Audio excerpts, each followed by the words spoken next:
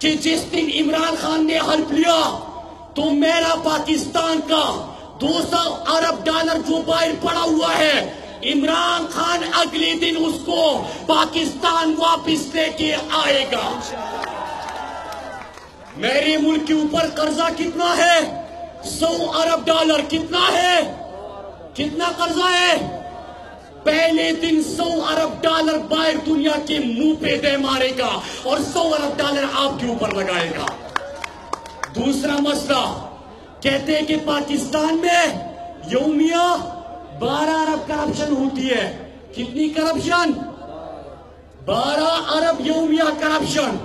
اگلے دن جب عمران خان اپنے آفس جائیں گے تو سب کی فائلیں بلائیں گے، سب کی فائلیں بلائیں گے اور حساب کتاب شروع کہ بیٹا ذرا بتاؤ، یہ نہیں کہ منی ٹریل، نیب جاؤ، سپریم کورٹ جاؤ، یہ لمبی کہانی نہیں چاہیے۔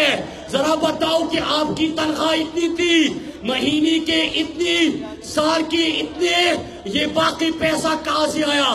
نہیں بتایا، لٹکاؤ ان کو، لٹکاؤ ان کو۔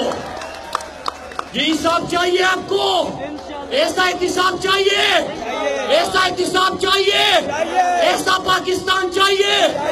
یہ دوسرا۔ تیسرا، کہتے ہیں کہ پاکستان میں انویسٹمنٹ نہیں آ رہی۔ او بھائی، انویسٹمنٹ کہاں سے آئے گی؟ کہتے ہیں کہ اس کے لیے اسد عمر فائنانس منسٹر آئے گا، وہ ہمیں بتائے گا۔ او بھائی،